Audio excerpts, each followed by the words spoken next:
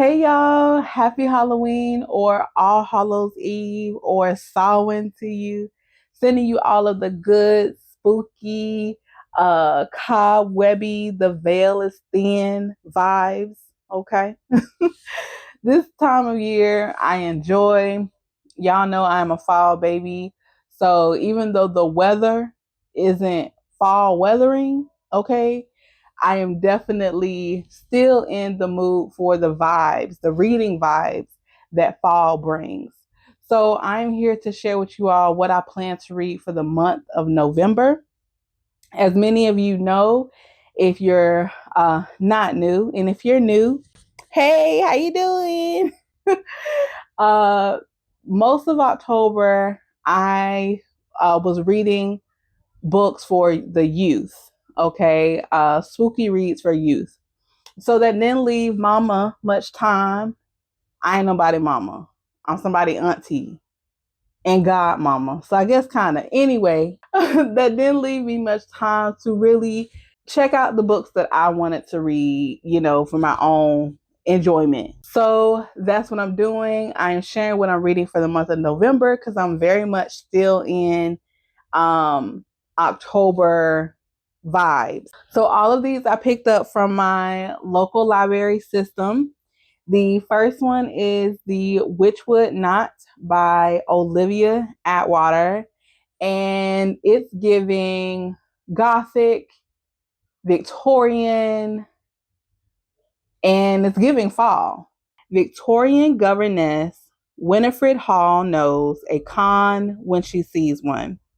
When her bratty young charge transforms overnight into a perfectly behaved block of wood, she soon realizes the real boy has been abducted by the fair folk. Unfortunately, the Lord of Witchwood Manor is the only man in England who doesn't believe in fairies, which leaves Winnie in the inevitable position of rescuing the young lord to be all by herself. Witchwood Manor is bigger than its inhabitants realize, however, and full of otherworldly dangers. As Winnie delves deeper into the other side of the house, she enlists the aid of its dark and dubious fairy butler, Mr. Quincy, who hides several awful secrets behind his charming smile. Winnie hopes to make her way to the center of Witchwood Knot through wit and cleverness. But when all of her usual tricks fail, who will she dare to trust? This sounds very interesting. It's not that long, so hopefully it won't take that long to read because I have several over here. I'm doing that thing again, being ambitious. But definitely excited to read this. So the next one is There's Someone in Your House.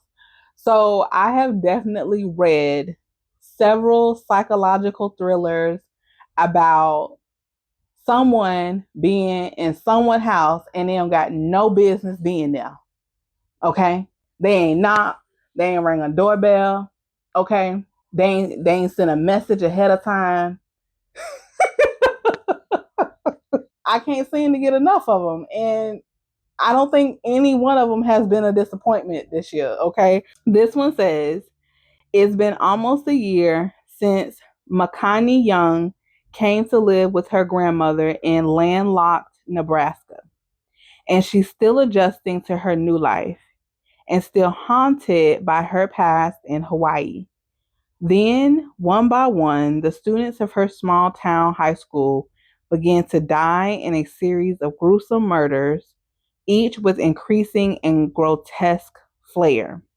As the terror grows closer and the hunt intensifies for the killer, Makani will be forced to confront her own dark secrets. Stephanie Perkins, best-selling author of Anna and the French Kiss, returns with a fresh take on the classic teen slasher story that's fun, quick-witted, and completely impossible to put down.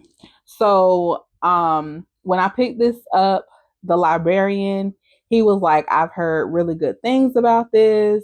you might like it, and I'm hoping I do. Pretty much most of the authors I read this year have been new to me. So hopefully I do like it and I'll be able to check out more of her work. Now, this next one I have actually started. I am like 100 pages in, and it is House of Salt and Sorrows by Aaron A. Craig. And I am enjoying this.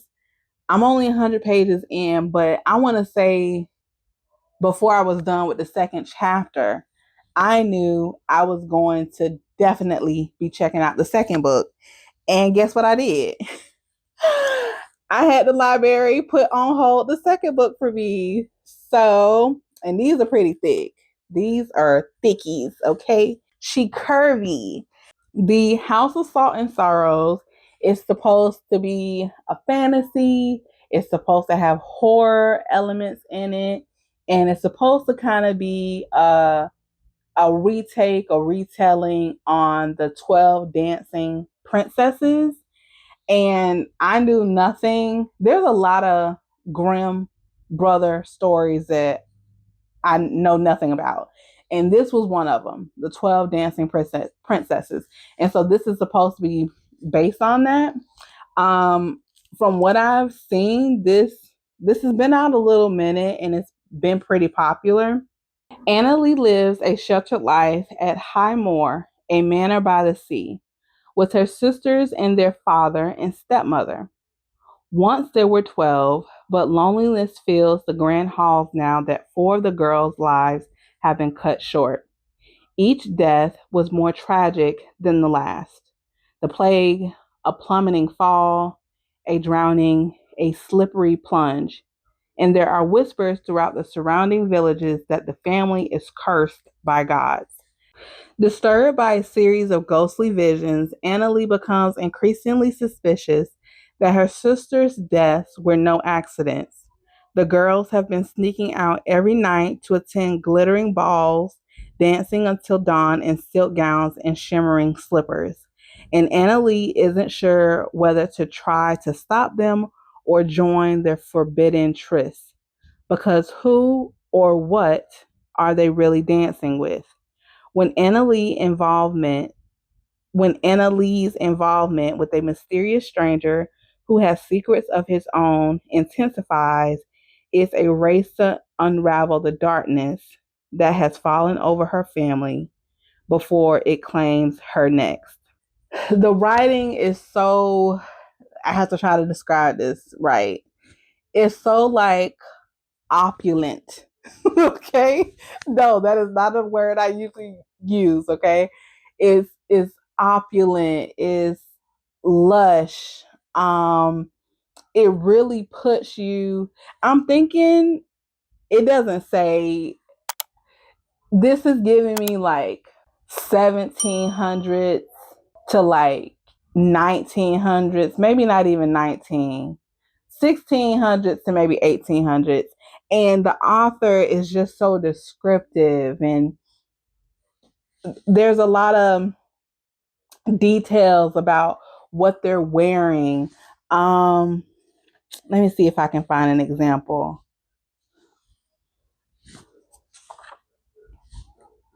Intricate embroidery flowed like waves across the silk bodice.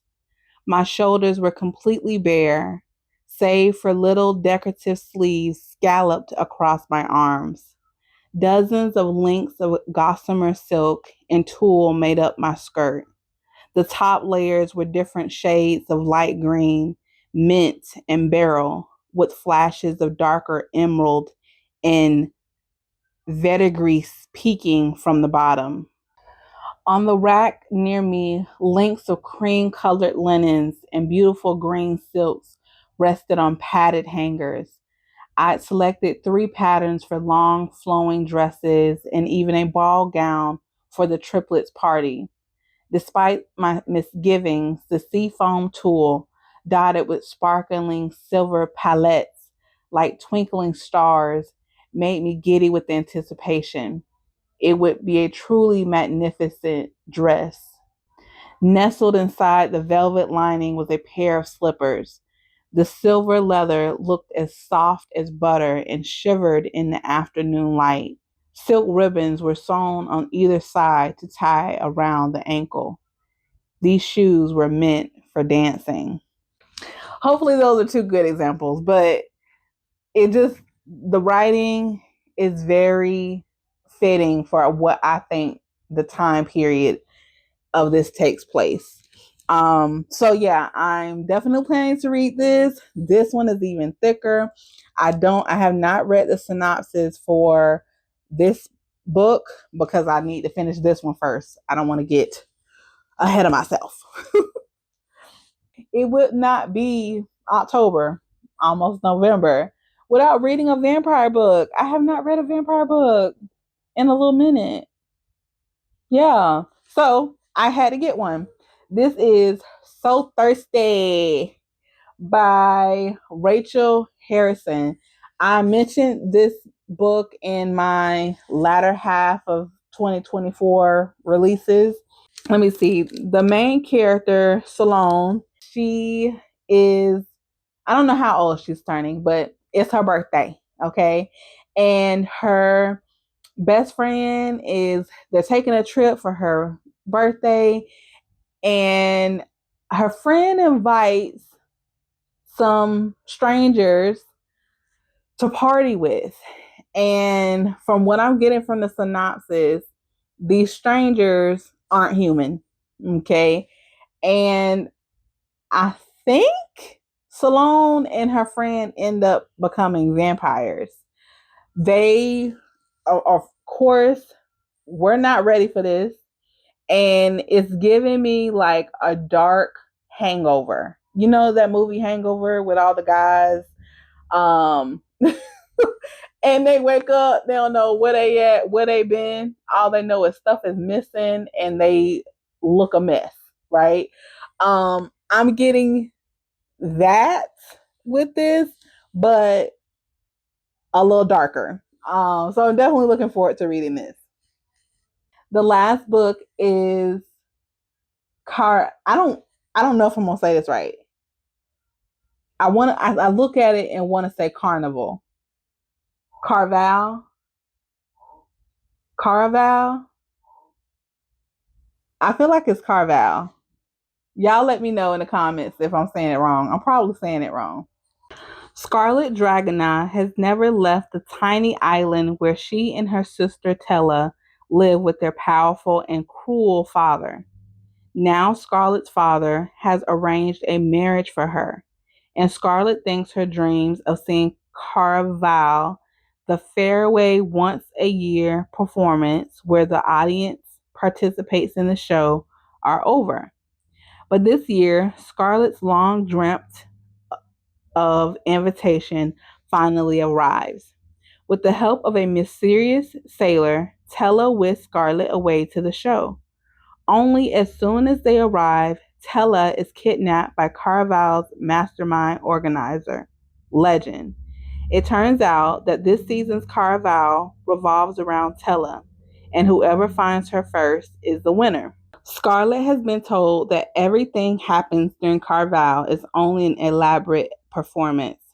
Nevertheless, she becomes enmeshed in a game of love, heartbreak, and magic. And whether Caraval is real or not, Scarlet must find Tella before the 5 nights of the game are over, or a dangerous domino effect of consequences will be set off, and her beloved sister will disappear forever. So I'm expecting the usual, the main character, she's gonna be not immediate friends. I'm assuming, of course, with this mysterious sailor, but the more time they have to spend with each other, um, towards finding her sister, the more they're gonna, fall for each other. So I'm expecting that aspect. I'm in it to see, like, is this game as dangerous as it's being out to be. Like, I like that aspect of it. So I'm in it for the danger. I'm in it for like, how is she gonna get her sister back? And my, like, just think about me and my sisters. I know they would not be coming for me. Not at all. They are save themselves first and try to get help next. Okay, in the nicest way possible. And putting that. There was this time where there was some knocking on one of our bedroom windows, and I got up to check to see what it was, and I didn't see anybody. I turned back around, and my younger sister is gone, nowhere to be found. Speedy Gonzalez. I don't even think I heard her running out of the room. Okay. But yeah, that is what I have planned for the month of November. Let me know down below what you all have planned. And hopefully I will be back soon with another video. I think I want to try another reading vlog for one of these. Not sure. We'll see. But until next time, stay blessed, stay safe, and stay unapologetically you.